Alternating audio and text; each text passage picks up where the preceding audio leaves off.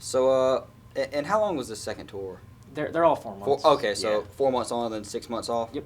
Okay, so you take the second 6 months, and you're back in tour for your third time, and this is the final time, correct? Yeah. So I actually just got done in November 2018. So Okay, very recently.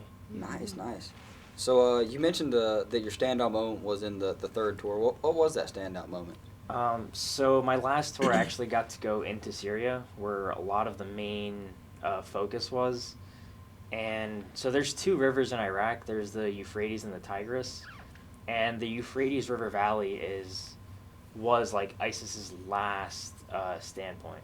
So from like the time I left my second tour to I want to say like April 2018, like ISIS had been getting like pushed deeper and deeper.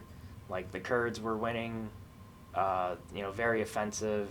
Donald Trump became president, so that kind of helped a little bit because we had um, far more restrictive fighting policies, rules of engagement under Obama. But under Trump, it was kind of like the Wild West. Like, if he's not on our side, just take him out. So while I was over there, we got to clear out like 4 or 5 major cities in Syria. I got to go to I forget the name of the town, but they hadn't had like a formal education system in like 8 or 9 years because of all the fighting. So it was really cool. I got to go there and help rebuild this school for like the middle schoolers to go back into. Oh, that is awesome. Yeah. That's Yeah, awesome. that is a good And I was impact. like, this is like something that like I took for granted all my life. Like I Absolutely. hated school, and these guys are like I want to go in and read books. Excited about it, yeah. Yeah. So, what was your specific job on this third tour? Was it similar to either of the previous ones? Yeah, same thing. So just communication security, but this one was a bit more involved. So I got to like actually meet with the guys I was working with and kind of set up their network. During this time, I actually got my Network Plus certification, so I could go in there and like set up a whole like router system, do their Wi-Fi. I got them communicating on apps instead of walkie-talkies, so got them like way more up to date on, you know, communication devices. Up to the 21st century. Yeah, a little bit. I like it. I like it. So, was the third tour? Was that less of a culture shock for you since you kind of knew what to expect, or was it still just as exciting as the first two? Oh yeah, it's always exciting when you go over there, just because it's always something new. There's always a bit of a culture shock, just because, and like every time you go over there, it's different. Like you're gonna meet different people. You're in a different part of the country. Even like the languages that they speak over there are different. Yeah. So it's not just all one language.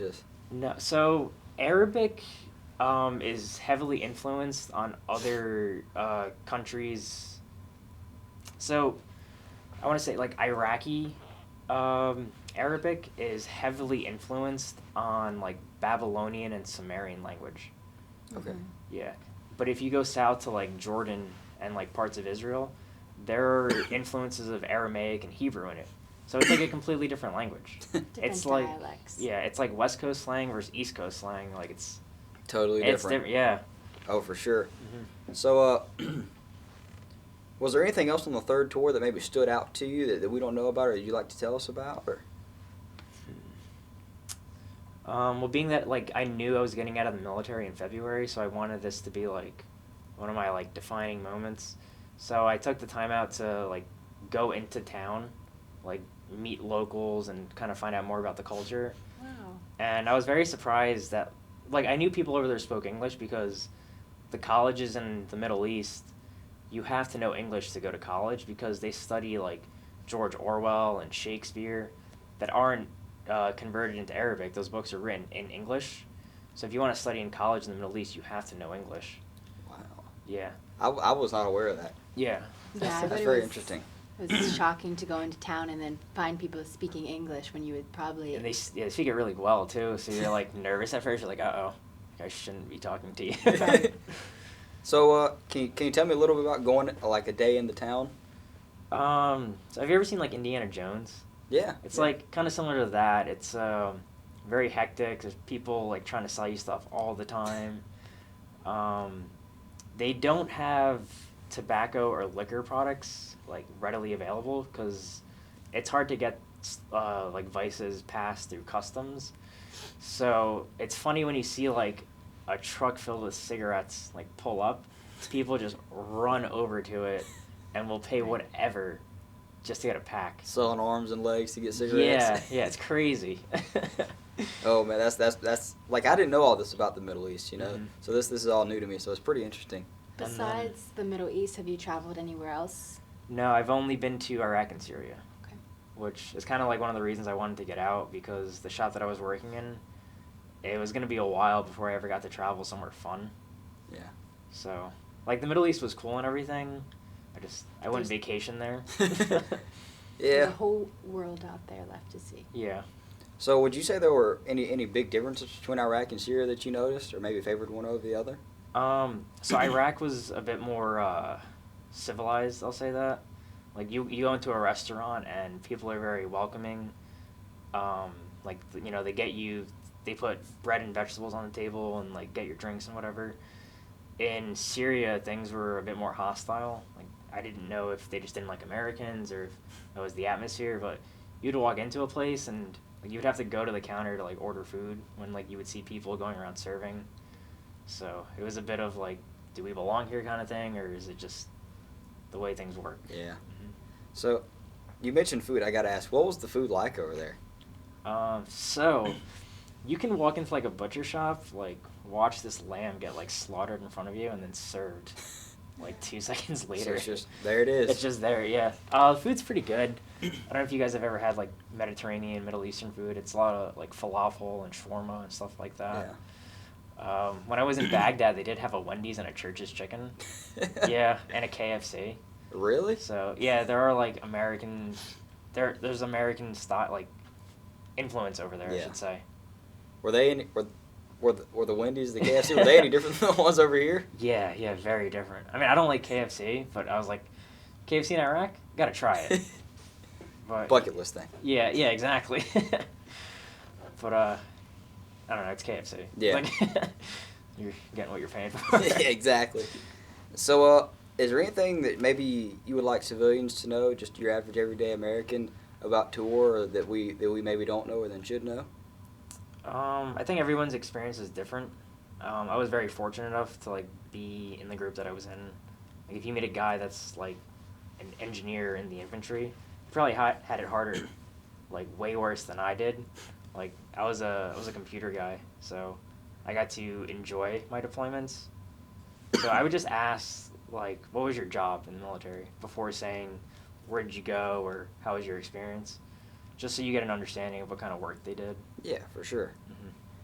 So, what would you say? You mentioned that it would have been maybe more difficult for an engineer coming in than it was for you. Yeah. Why would that be?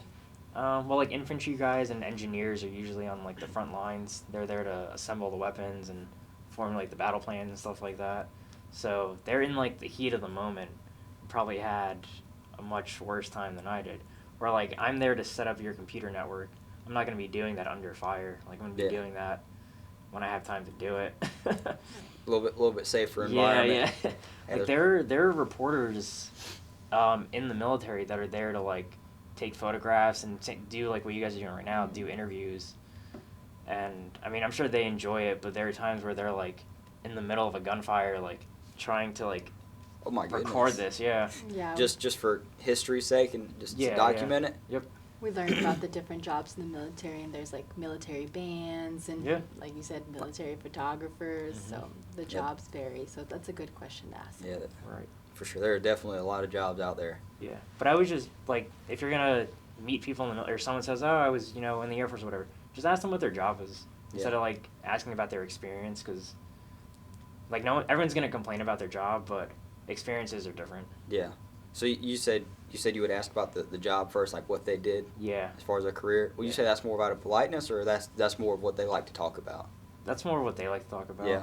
Okay, because this is Mhm. getting to know all this information, so this is very good, very useful. Right. So, coming into the military, you mentioned that you came in as an E3 because of your previous education. Mhm. Would you say that helped you achieve, the highest rank you did achieve? Yeah. So you get to fast forward through some of like the grunt work as an E3, And then the job that I was doing, because of the school that I was in, it was considered like an advanced technology school. So I made E4 coming right out of the schoolhouse, which definitely helped because now you're in like a position of superiority. So I think it helped me like move my career along, but there's a lot of like entry level stuff that I didn't get to experience. Yeah. Do you think that maybe hindered you in some way or helped you or? I think it helped me more than hindered me because I was able to focus on just keep on progressing. Where like guys that are at the bottom, they're just focused on their job and they're like, oh, I need to get this one task done, and they get stuck at that rut. Like, the position that I was in, I had to be influential and like a leader. So that definitely got me in the mindset of like, I don't need to do this job. I have to find someone that's going to do this job. Yeah, for sure. And what was the highest rank you achieved while in the military? So I was an E6. That's a first class petty officer in the Navy. So can you tell me a little bit about your, I won't say your job, but how people treated you? Was that any different when you were a first class petty officer versus an E3, or was it relatively the same? Well, as an E3, you're the guy that's doing the work. E4, you get a bit more responsibility. You have to do a bit more administrative work, and you're in charge of people. As an E5 or an E6, you're expected to be a leader. So I would say from E3 to E6, there's like a huge gap in how you're treated. So what was that change like for you? Did it feel good, or was it kind of just expected? Of course, it feels good to be in charge. Everybody wants to be in charge. Yeah, everybody wants to be on top. It was a bit more stressful than I thought because I still had a lot of friends that I hung out with that were now my subordinates. So there's always that like ethical conundrum, like how do I treat this guy that's out drinking all the time? But you know, funny thing is like 2 months ago that was me. Like how do I, you know? So there's all these like little conundrums. So like how do you get these guys to work for you after like, you were just standing next to them? Yeah. And what was that experience like, having to go from being the friend all the time to being the friend outside of work, but when it came to work, having to take charge? What was that like? Right. I'd say that was pretty difficult just because, like, you have to understand, like, you already know how these guys tick, but now it's like, hey, how do I get them to tick for me? So finding that balance was a little difficult at first, but when it came time to deploy, you kind of figure out, like, hey, like, we don't get this stuff done, like, it's our, behinds on the line. So yeah. I think that's a pretty easy motivator for most people. So it ended up all coming together, you would say, on the deployment. Right. And so you reached E6 before your third deployment? Yeah, right before my third deployment, and then as I was deploying, I deployed as an E6. Yeah. Okay, very interesting, very interesting. So now that we kind of talked about, being deployed and your highest rank, do you think you ever experienced any psychological difficulties or issues like that due to the military? Yes and kind of, but I think it's stuff that people go through all the time without even realizing it. Like, everyone has their moments of, like, depression and isolation and, like, feeling of worthlessness. I think in the military it's a bit more magnified because people in the military are glorified sometimes. And when you get, like, that one moment of bliss, like, especially when someone's like, oh, thank you for your service, you get, like, that moment of, like, euphoria. You're like, oh, hey. And then, like, you go, like, to do your job and something, like, happens. You're like, oh, man, like, that just gets amplified. Yeah. Mm-hmm. So what were some of the causing factors that maybe made you feel that way in the military? Just like job stress, and same thing going from like being friends with someone to now like you got to be in charge of them and you have to like choose the path that you want to take. Yeah. So it's a weird thing to like work and live with someone and then like the next day it's like, hey, like you gotta do what I say. Gotta tell you what to do now. Mm-hmm. And would you say that that happened fairly often, or would you say you were able to handle it pretty well? I think I handled it pretty well. Like, I don't think I have any issues that normal people don't have, Oh, yeah, for sure. Yeah. So, do you feel that the military handles the psychological issues well for people that maybe have it a little bit more severely, or even somebody that just has, on everyday military issues like that? No, I don't think the military does a very good job of handling people that have PTSD or, like, go through some traumatic experience. Especially, like, so the military has a very high case of rape, which isn't good, and they don't acknowledge it. They go through a training, and they're like, hey, don't do it, this is someone's story. But they don't, like, openly go out and say, like, the military has problems. So it's very difficult for these branches to, like, get people to join when they have all these problems, but people kind of get trapped in and don't realize that there are all these problems. Mm-hmm. So the military doesn't do a good job of handling these issues. How do you think maybe they could upgrade that and maybe handle it a little bit differently, a little bit better? I just think being more open. Like, do you know the hashtag 22 kill challenge? Mm-mm. So I think it's there's 22 veterans that commit suicide every day. And that recently got started 2 years ago by a nonprofit organization to raise awareness for veteran suicide. But the military is not doing that. It's a private organization.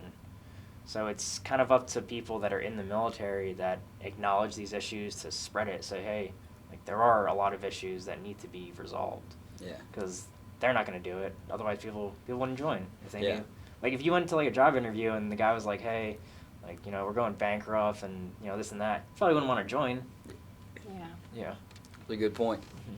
So, did you ever encounter anybody that was maybe having a hard time that you maybe had to help them or talking through some things? Yeah. So I had a sailor, was going through a divorce, like had kids, was going through all these financial issues. She really didn't know, like she was losing her house and didn't know how to. I mean, I guess that's like kind of embarrassing to some people, and you don't really, yeah, you don't want to let people like know that you're going through these situations. So she came to me and asked for a lot of help because she knows that, like, I do real estate off to the side, and she was like, she didn't understand how to like budget herself properly, like how to make sure that she had money to, feed her kids, and her husband was leaving her. So, in a way, I kind of felt honored that she was telling me all this so that I could help her. In the end, I did like kind of get her squared away. There are a lot of resources for people. Like we got her on welfare and food stamps and stuff like that. And a lot of people aren't aware that they can apply for these benefits. So. Yeah, I mean that's something I didn't know. Like I did, about the welfare and the food stamps. Do you think that maybe she came to you out of friendship, or because she saw you as somebody as knowledgeable, or maybe a little bit of both? Yeah, I think more because of like the knowledge that I had. Yeah. And I have one of my really good friends, Pat. He's still stationed in Fort Gordon. Like he has his own podcast on financial management, and like there were days where we would just kind of like sit there and argue about like proper financial management. So people always heard us talking about real estate and how to grow wealth and stuff like that. So I think that helped her say like, hey, this guy might actually know something. Maybe he does know what he's talking Yeah. about. Yeah. So do you think that maybe the one-on-one connection happens more often in the military than, say, the military taking over and helping people overall? Kind of like what you did with your friend? Yeah, I think the one-on-ones happen, especially like when you go on deployment, like you spend every day with these people. So you learn like their faults, their innuendos, you learn like when they're not feeling good, you learn like everything about them. And even like in a normal work environment, you see people every other day, a couple hours a day. You don't really like, you don't get too personal with the people that you work with. You go on deployment, like you're sleeping next to the dude, like you learn a lot. Yeah, know everything about him. Yeah. Yeah, I mean that's all very interesting, because you do hear about these things, and then you're right about it. The military doesn't really publicize this type of information, so it's kind of cool to get some insider information and kind of know what it's really like, Right. and how it's handled on the friendship level. That's very interesting. But I think when people get out, they get a lot more help. Like even the Veterans Center here, like they offered me a therapist if I wanted to, like all these different resources. I was like, huh. So everybody's helping but the military. Yeah. And you don't, like when you're in, you don't really know that there's a problem until someone tells you that there's a problem. And then like the whole like can of worms just explodes. But when you're out of the military and you meet people that have been out for so long that can see these issues, you're like, huh, all right, there's a lot of stuff that needs to be changed. Yeah. You're constantly a work in progress. Mm-hmm. But so what made you decide to leave the military when you did? So I felt like I was stuck in a rut. Mm-hmm. Like I knew like the next 3 or 4 years of my life was going to be Iraq, Georgia, and I just wanted something new, something to change things up. Yeah. So I thought maybe college would be a thing for me. I was like, hey, let me Change the scenery. Yeah. For sure. And why was it that you felt you were kind of stuck? Just because the shop that I was in, I was never gonna get out of. Just because like I had made E6, and once you make that position, it's kind of hard to move anywhere else because, like, that's basically your shop at that point. Okay. So I knew that I was never going to get to go anywhere fun and exciting. Like, it was just going to be this constant circle until, like, one day I'm in my 30s. I'm like, huh, that's it. Been down Iraq an awful lot. Yeah. So you left the military in April 2019, you said, and after the military, where did you go? So I went back home for a little bit, hung out with the family. New Jersey, right? Yeah, New Jersey. And then I moved back here in July, bought a house in August. I've been learning how to repair that, which has been fun. So when you went back to New Jersey, why did you go back to New Jersey? Just see the family. Just see your family? Yeah, I have a niece, and my sister's pregnant with her second child. I have a little brother that's like, he just graduated college, so. So you went back to kind of catch up with the things you missed while you were away. Yeah. What did you do back in New Jersey? Anything? So just hung out with friends, went to breweries. Yeah. Having a good time. Enjoying your freedom. Yeah. Did you start working in New Jersey while you were back there for that short time? Absolutely not. It's vacation. I heard that. Yeah. Just come straight out of it. Gotta Mhm. gotta have some time to yourself. Yeah. So how did it feel to be a civilian again? It's been a lot of fun. I feel like I'm able to look at things from a more positive perspective, Mm-hmm. to where, like, my job isn't dependent on things getting done anymore. I can kind of relax, and, like, I goof around with my professors all the time, and, like, if an assignment's not done on time, I'll get it done. So are you still transitioning from that military lifestyle back into a civilian one? A little bit, just because a lot of people that I still hang out with are in the military. Mhm. So I hear their stories every day, and I'm like, I don't have to do that anymore. Is there anything specific that you're still transitioning back into? I wake up a lot later now. Like, I do have a tough time waking up in the morning just because I'm like, I don't have anything to do. Right. Like, I have class in 20 minutes. I'll get there. So when did you decide you wanted to go back to college? Probably like November of last year, because I knew the career path that I wanted to go down. Mm-hmm. I probably won't get hired with the level of experience that I have. Okay. I would need something to make me a bit more competitive. Like, having 5 years in the military and 2 IT certifications is, like, okay. Mm-hmm. But having 10 years of, like, real work experience on top of a degree is, So you just want to set yourself up for a more successful future. right. And so I'm using my GI Bill right now. I don't know if you guys are familiar with that. Mhm. But, yeah, so I'm getting, like, my housing allowance, a food allowance. I'm getting my Pell Grant, which is like $6,000, like, in my pocket. So I don't really, like, need to work right now, which is, like, this is the first time in my life, like, I've You not. can just relax. Yeah, I'm not working right now. I'm chilling. Oh yeah. Yeah. Where did you enroll in college? So I was in Passaic County Community College Mhm. beforehand. Finished my associates while I was in the military, Mm-hmm. and then this is my first 4-year institution. At USC Aiken. Yeah. Okay. Why did you choose USC Aiken? It's very close by to where I live. And you live in? I live in Augusta. In Augusta. Mhm. Why did you come down to Augusta? Well, so I was stationed in Fort Gordon. Mhm. I know the area very well. I've lived there for like 4 years now, so I feel comfortable there. Okay. And what's your major here at USC Aiken? So I'm a computer science I'm a mathematics and applied computer science major. So continuing on that computer path from the military. Mm-hmm. And did other people in your family go to college? Your parents, your siblings? Yeah, they've all been to college. So my mom didn't go to college, but my dad graduated with a degree. Mm-hmm. My sister and both my brothers have their masters. So, like, coming out of high school, I was expected to go to college and follow the same route, and I didn't. Right. So for a lot of students, transitioning into college can be a little difficult. Mhm. Do you think that it was difficult for you to transition back into the college experience? No, because I feel like college is, for me, this is just my Mhm. experience this Yeah. semester, it's been really laid back than the atmosphere I'm used to.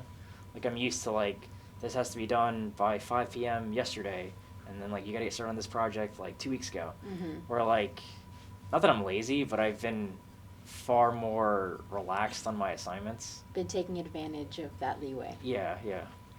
So Yeah, have nothing wrong with that. have you? So I'm guessing that you enjoy the teaching techniques here better than you did in the military. Yes, far more. And how are your classes so far? What classes are you in this semester? So I'm taking Calculus 2. Mm-hmm. I'm taking Algorithm and something writing, which is just like how to talk to a computer. Mm-hmm. I'm taking Web Development, and then I'm taking Introduction to Information Security. Impressive. Doesn't seem like my area. Have you found any friends here on campus? Kind of. They're like, so you're gonna see this, like, the engineering community Mhm. is super small. Like, I'm sure, Yeah, like, all the it is very classes you small. have, like, you're gonna go through college with all of them. Yeah. Mhm. So all of my classes are with, like, the same people. Like, I can't escape them. Wow. They Even if just you follow wanted you. to. Yeah, they're everywhere. So are those people, are they veterans? Are they mix of veterans and regular students, or? It's mixed. There's one guy that I hang out with. His name is Aaron. He's a Mhm. veteran.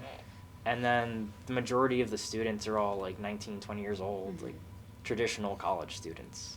Have you, do people know you're a veteran? Do your professors know? Do your classmates know? Some people that I get like a little bit closer with now, Mhm. but for the most part, I don't go out and say like, "Hey, I'm a veteran." Do the people that know you're a veteran, do you think they treat you differently at all? The ones that are veterans, Mhm. no. Mm-hmm. But people that like they'll like ask me like, "Hey, like, why are you so old and in college?" I'm like, "Well, hold on, bud. Like, I've been doing some stuff." More to this story than you think. Yeah, there's a reason behind Oh this. my goodness. But I told them, I was like, "Yeah, I was in the Navy a couple years," and they asked me like a lot of questions that you guys have been asking me. Right. So very common responses. And do you think, just in general, that society treats military veterans well? Yes, Yeah. absolutely. That's what I'm saying. Like, I think outside of the military, people get treated way better than they do when they're in the military. Right. Like I'm saying, like when I came here, there were all these resources to like help me if I needed it. Mhm. You don't get that in the military. And like the GI Bill, for example, you said that's really helpful for you right now. Mm-hmm. That's great. And is there any way that you think USCA could make it easier for veterans like yourself to transition back into the college experience? Or do you think it's been pretty good? I think, yeah, for the most part, because the community here is pretty welcoming. Mm-hmm. The one guy, Robert, that runs the Veteran Center, he's very outgoing. Like, if he sees me, like, in the quad walking, like, he'll stop and talk to me. Oh. Yeah. Really friendly. Yeah. Everyone over there is really outgoing, and they want to get to know you. Since you've been back, have you started a family, any children, anything like that? No, I did start dating someone, Okay. Spicing it up yeah. a little bit. But no, like, immediate plans to Right. settle down and have kids and stuff like that. Right. And what do you do for fun? What do you do in your free time? So mainly just study right now. But I do, I've been doing jujitsu. Back So, to jujitsu. yeah. Good. So that's like my main form of fun. Is there a gym around here for that? Like in Aiken? There's a gym called South Aiken Martial Arts. Wow. Mhm. Is it for all ages too then? It's for everybody. Wow. I had to take a class, Thomas. Hey, kick my butt. And where do you see yourself in 5 years from now? So I see myself graduating here, Mm-hmm.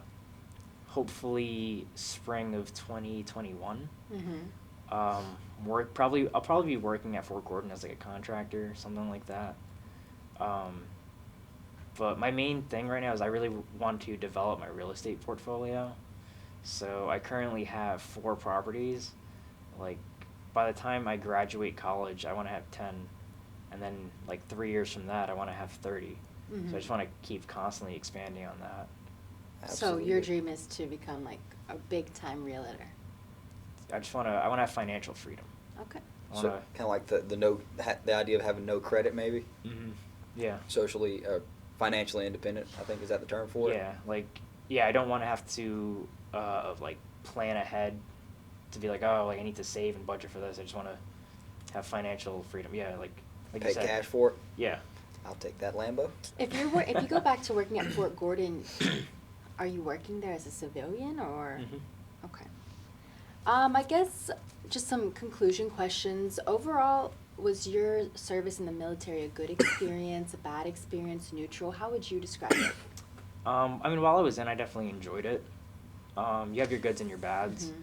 but I think now that I'm out, I appreciate it way more. I'm really glad that I did it and that it's out of the way. For people that are currently in the military, I kind of see what they go through, and I would like to help them out more than, I do. Mhm. But I would say, like, once I got out, I was able to see things from a whole new perspective, and that's, like, I don't know, just How do real- you think the military impacted you, and what are your biggest takeaways, for example? So, like, back to the beginning, when, like I said, it's not about me anymore. Mhm. It's about other people. Like, it's about how I can help. So that's probably my biggest takeaways. Like, I'm not egocentric anymore. Like, the reason I'm going to college isn't for me. Mhm. Like, I'm not going to get this degree for me. It's to help people that I plan on helping in the future. That's really good. For veterans that are, they want to pursue college, what advice do you have for them? Just kind of suck it up and do it. Right. Yeah, like, Just go all for it.